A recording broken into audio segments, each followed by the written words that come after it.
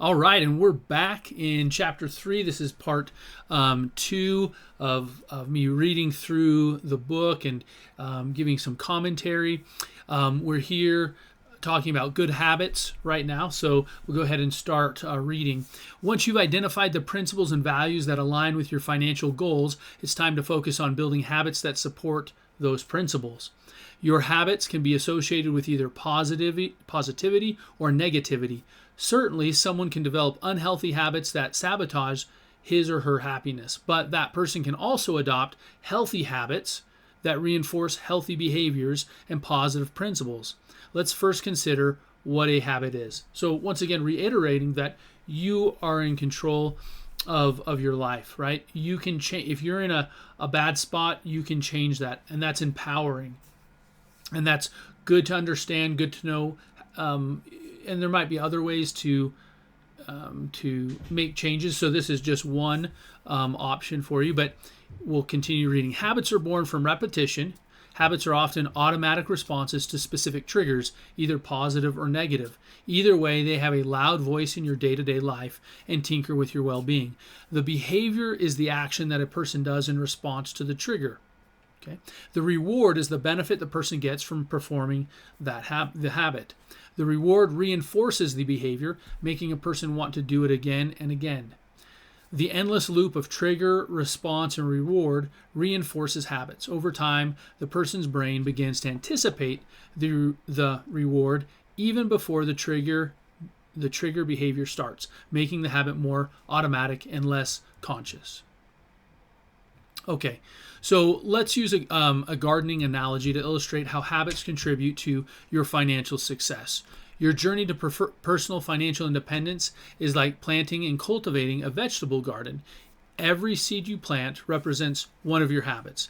If you've ever planted a vegetable garden, you may recall that seeds and evenly newly sprouted seedlings all look alike. Until the plants grow larger, it is difficult to know what they are.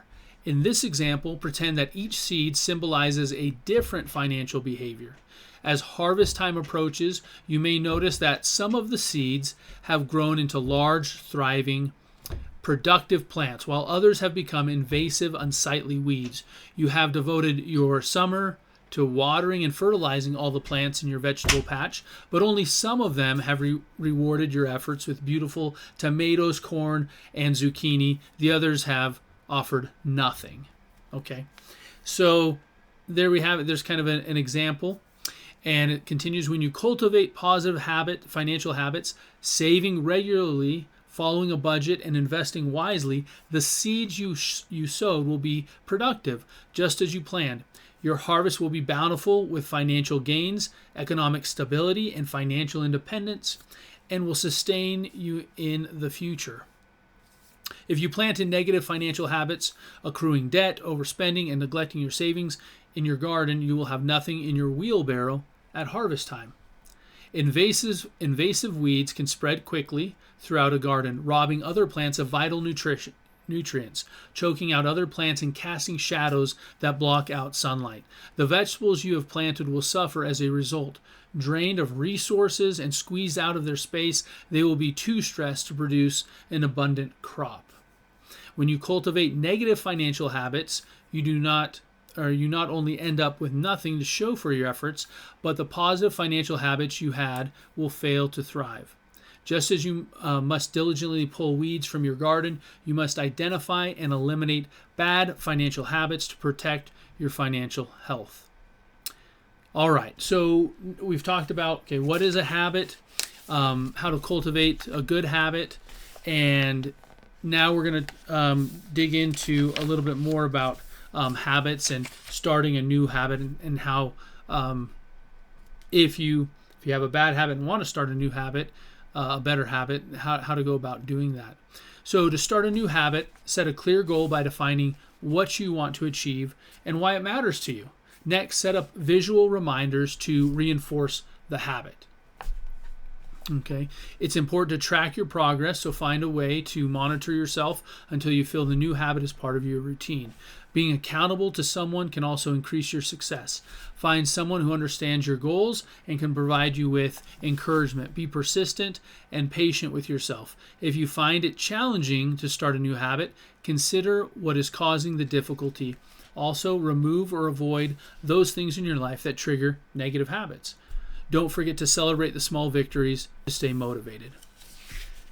Financial independence doesn't happen overnight. Like tending a vegetable garden, you will not reap the benefits of your efforts until some point in the future.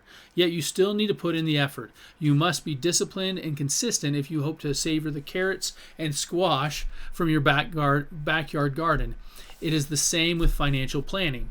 Review your goals often.